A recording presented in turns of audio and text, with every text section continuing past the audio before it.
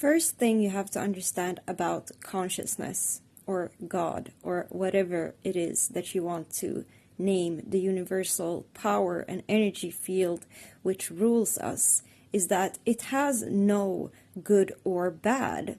It gives whatever you feed it. It's a feedback loop with absolute non-judgmentality. It's absolutely non-judgmental. It gives exactly what is being fed to it. The world looks the way it does today because of what we have fed it. That's why I always say when people ask me if I believe in God, I do believe in God and I do believe in that force. I just don't believe in it the way you do. Or most people do, especially people within every religion. There are definitions of God which I would agree with and definitions which I wouldn't agree with. But I actually think the best definition has been formed by a mixture of Hinduism and the Abrahamitical religions, even Buddhism too. Like, it's funny because the 5 world religions, the 5 most common religions, actually have the best description of consciousness. Buddhism, no belief in God, there is nothing. There is absolutely that aspect, and it's very healthy to have that aspect. Hinduism believes in, like, I don't know how many, so I'm gonna say trillions of different gods.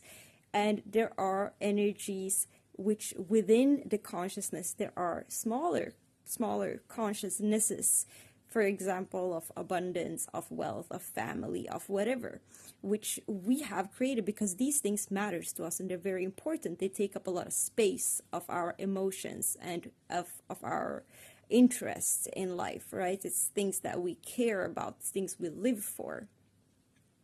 We have put a lot of value into these things.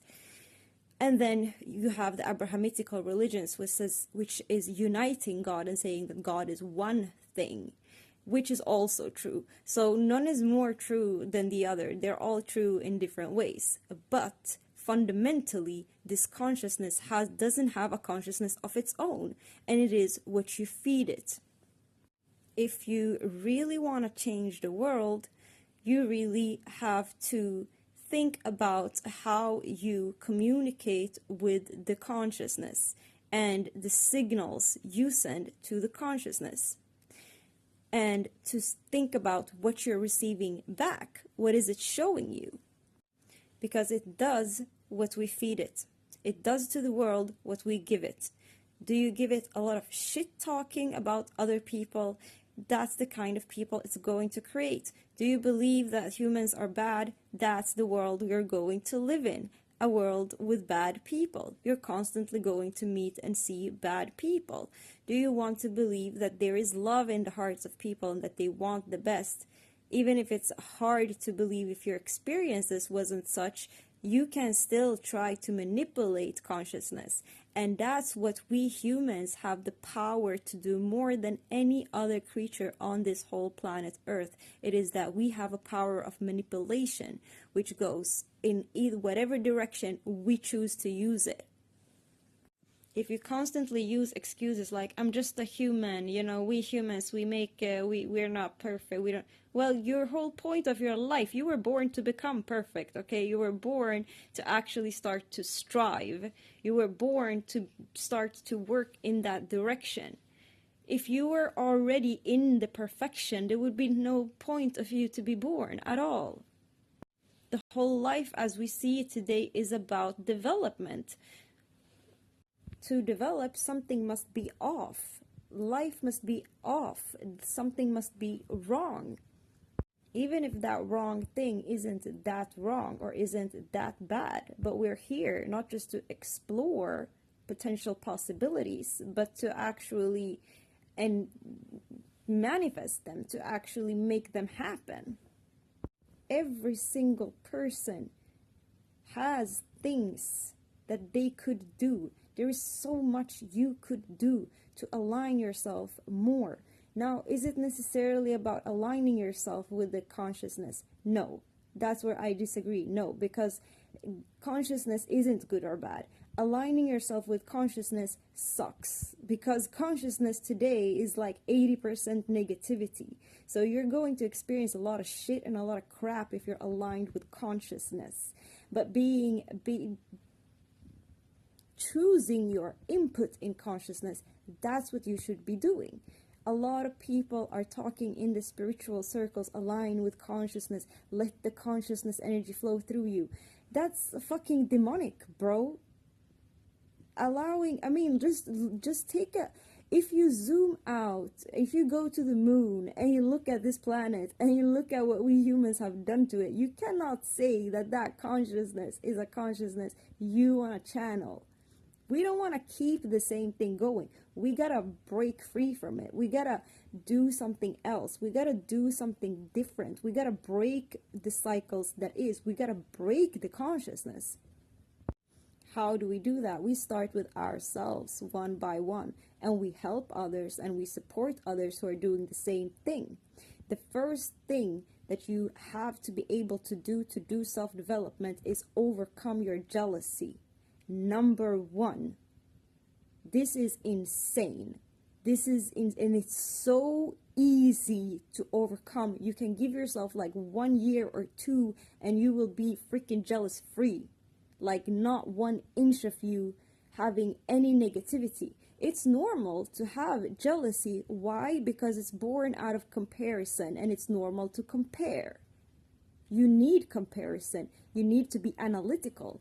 Comparison comes from analyzing. It doesn't put a good or bad to it. We put good or bad to it because we say, oh, they have more than me. Oh, and it has to mean this and it has to mean that. And now it makes me smaller, or it makes them overly good in a way that it shouldn't be that way. You can't be perfect. You must be lying. This is human made. This is made up. This is from your very selfish perception. This is from your very me perception. And it's also not normal to have a me perception, because your life is about you. So of course you're going to have a me perception into the perception of what is life, how is others, how is me in comparison to others. So all of these things are normal. Doesn't mean that we should allow them. Doesn't mean we are okay to perpetuate them. It has to be broken by us. We have to become aware of that we are doing that. That to me is real psychology. So understanding and thinking about and reflecting about the things that we do that are very human and very normal to do for a certain amount of time, for a certain period of time, because it's just gonna happen unless somebody else taught us differently. And we can see that most of our parents, most of our elders, they didn't teach us differently. And even if they did teach us differently, there are still other things we can work on too.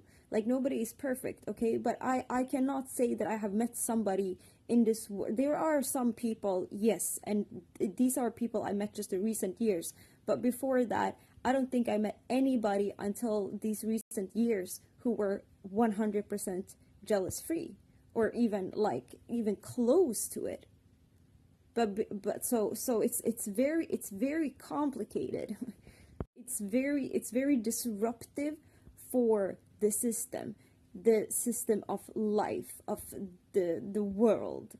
It's a very massive driving force in consciousness today. It's destructive. It strikes people like boom, boom, boom, like fucking Star Wars laser beams, pew.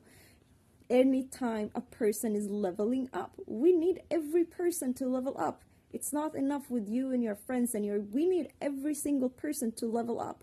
And there is such a huge amount of people, there is a massive amount of the population who can't spend their time trying to do that, which puts even more responsibility on those of us who are financially fine and have things like we have space, we have a lot of things which we don't even realize how privileged it is to have, which enables us to actually do personal development. It enables us to do self-assessment. It enables us to work on ourselves and become better for the world. And we who are in that position, we have that responsibility. the amount of people who are in that position is, I mean, would it even be enough to tilt it? Absolutely, it would be enough to tilt it. Definitely, it's enough to tilt it. So, but it's about like people starting to get to work, you know. So get down to business. Your destiny awaits. Your purpose needs to be lived. Peace.